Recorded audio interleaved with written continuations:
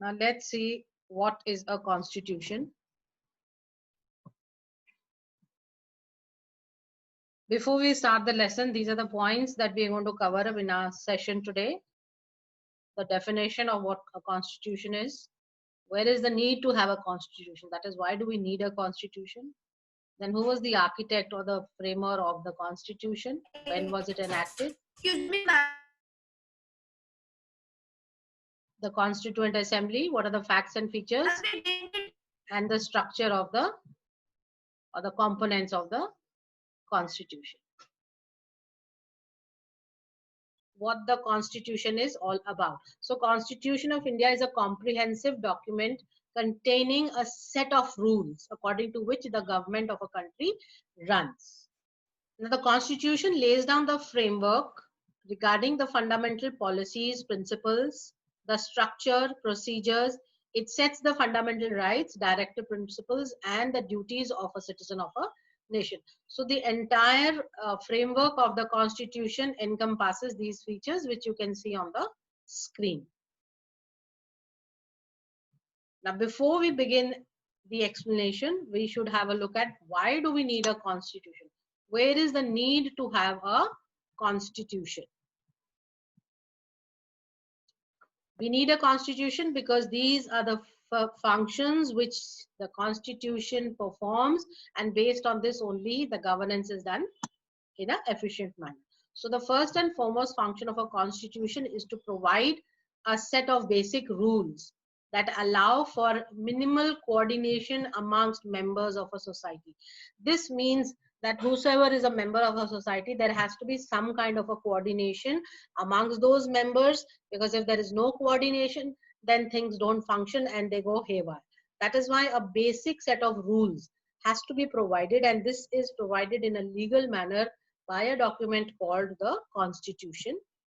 Next, it specifies, the Constitution tells us all who has the power to make decisions in a society. So to give power into the hands of every common man is not possible. So that is why a set of rules has been made which decides as to who are the person who have power in their hands and how the government will be framed, how the government will be constituted, and who will have the power to run the nation in an efficient manner. Next function is it sets limits on what a government can impose on its citizens. So these limits are fundamental in the sense that the government may ever trespass them. Now, I don't think so you'll be understanding this third function. It basically is related to our right to constitutional remedies. The constitution has granted us a set of fundamental rights.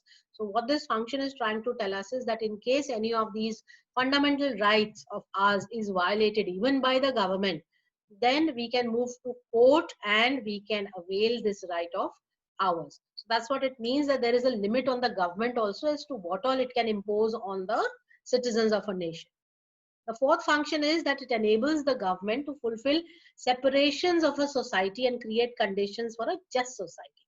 Now, separations of a society means that everybody has to be compartmentalized as far as their role and function is to be taken into consideration. Here, separation does not mean to categorize people into a category of rich and poor.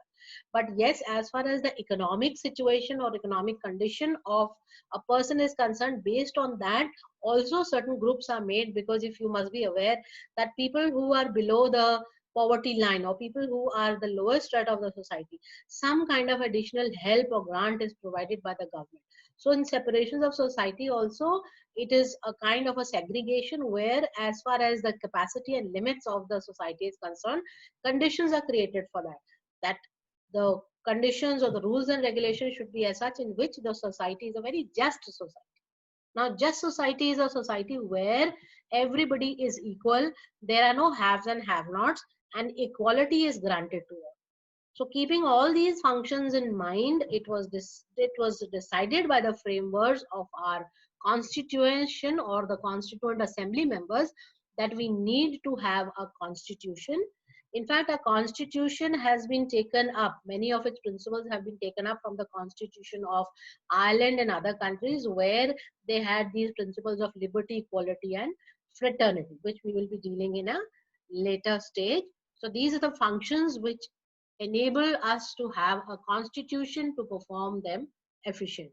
Now, the architect or the framer of the constitution, who was the person who was the responsible person for bringing in a constitution or for allowing us to have an efficient and a just society? So it was none other than Dr. B.R. Ambedkar, whose full name was Bhimrao Ramji Ambedkar.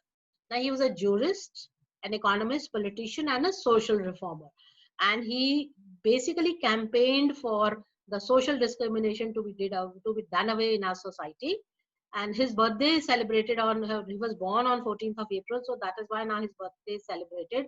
And in fact, it's declared as a national, it's declared as a central government holiday also on this day to commemorate the birth of Dr. B.R. Ambedkar. He studied at the London School of Economics and Political Science. We're talking about the early 19th century.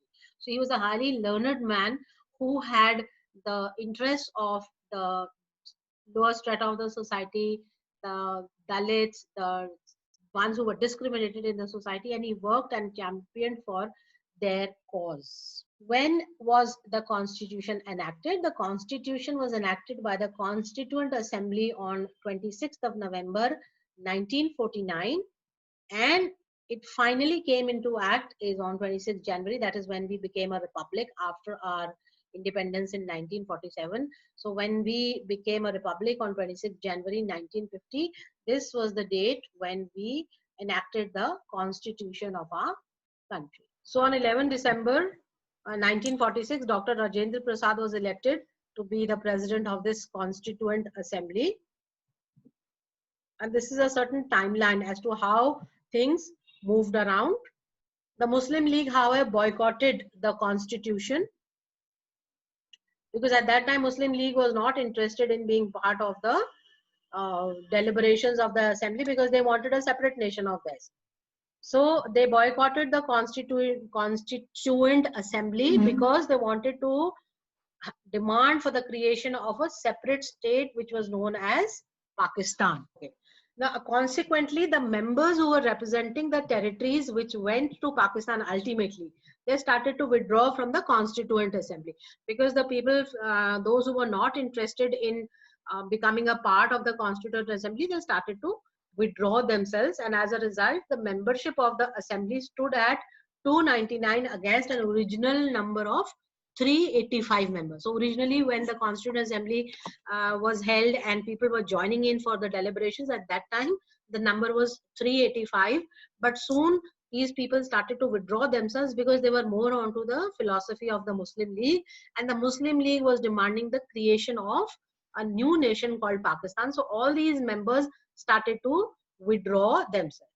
So out of all these, 284 were actually present on 26th of November 1949, and they appended their signatures to the constitution as finally passed and to be applicable. Append their signature means they all signed the document and they said that yes, we all agree to the formation of the constitution and it can be enacted. So based on all this, then Dr. Rajendra Prasad, who was the president initially, continued to be the president. And from 1946 to 1947, there were 5 sessions which the assembly had. So you can see here on your screen, like I mentioned you, that for initial phase for some time, that is as a temporary measure, Dr. Sachidanand Sinha, the picture on the left, was as the first president. Then we have Dr. Rajendra Prasad, whose photograph you can see in the center of the screen. Finally, Dr. Bhimrao Ambedkar, who was the chairman of the drafting committee, which was held as on 11th of December 1946. Okay, before we move on to this, let me give you some more information. Some of the features. The Indian Constitution is the longest written constitution of any sovereign, that is independent nation of the world. It consists of 395 articles and 8 schedules. Then later on the amendments were made, and it took almost 2 years, 11 months and 18 days to frame the constitution of our country. There are certain parts which our constitution comprises of. I have not put in all the parts, I have just put the more important ones.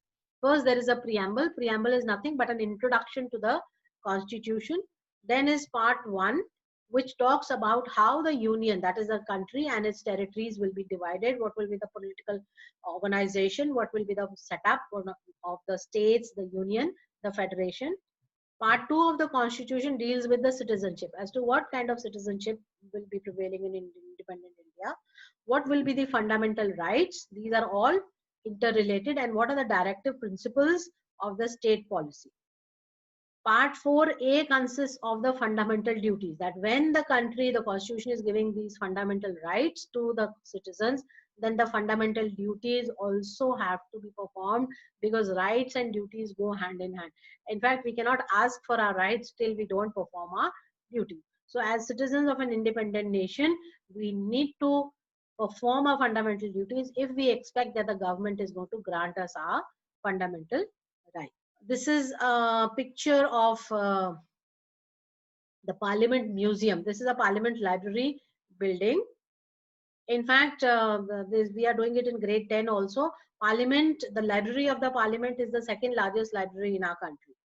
So in that library, this is our constitution. This is that sacred political book of ours, which has been kept in this shape, which shows continuity. So the high-tech storytelling museum depicting the continuum of the democratic heritage in India has been kept in this museum, which was dedicated to the nation. Now, to dedicate something to the nation means made open to the public. So this was done on 14th August 2006. All this is not given in your textbook. This is just for extra information. Why do we consider 26th January as an important date, or why only on 26th January did we declare it as our Republic Day? The importance of this is related to the freedom struggle that was in the year when the freedom struggle was going on.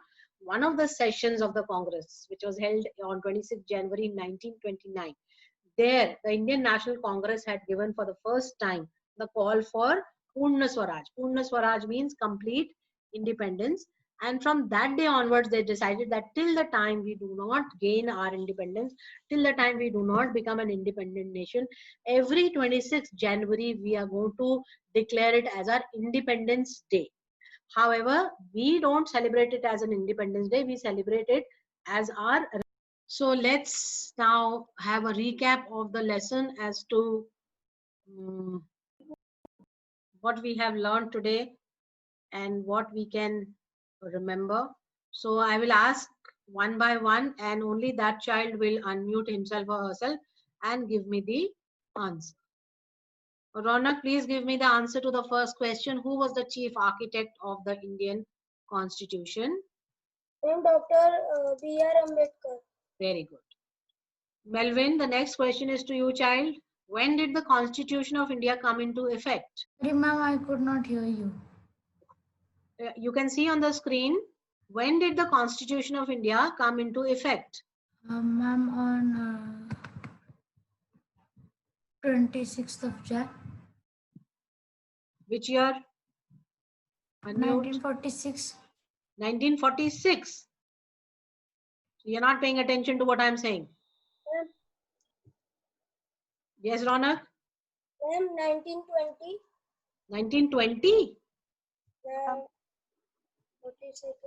What does the question mean? When did it come into effect? When was it enacted? Manas? 1950. Very good. 1950. That is after our independence in 1947. Because of the significance of the day 26 January, that is the time we enacted it in 1950. Okay. Arya, please give me an answer to question number 3. Why the date 26 January was chosen to enforce the Constitution?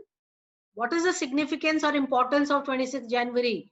On 26 January, the Constitution was enacted.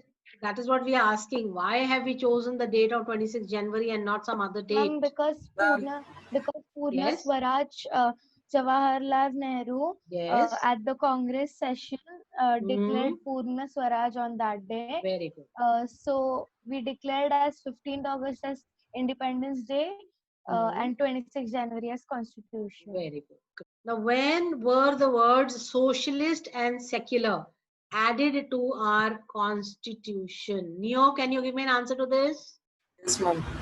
Can you give me the answer to this question, that when were the words socialist and secular added to our constitution? In which year? I had shown you all on the screen. I'm not sure. Who will tell me? Can unmute and tell me? Ma'am, 1976. Very good. 1976. Good too. It shows that you all are paying attention to the class. Good. Now, India celebrates the adoption of the constitution on 26 January each year as what day or which day? Republic As? Republic Day. Very good. Republic Day. Who was the president of the Constituent Assembly? Rohan, can you please answer? Rohan Kulkarni. Ma'am, Dr. Rajendra Prasad.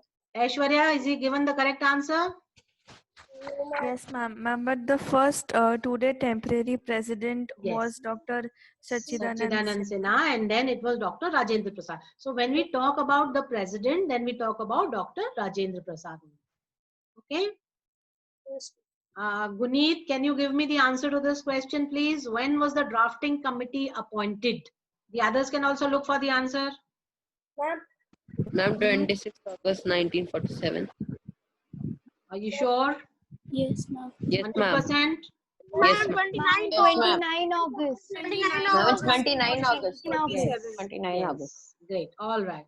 Who was the chairman of the drafting committee? Ved, Dr. can you tell me? Ved. Yes, ma'am. Who was the chairman of the drafting committee? Ma'am, Dr. B.R. Ambedkar. Very good. Kaustubh, please tell me who moved the objective resolution. Yes, it was good, Toshit. Very good, Toshit. It was Jawaharlal Nehru. Now, these objective resolutions which we discussed were national goals, to set the national goals.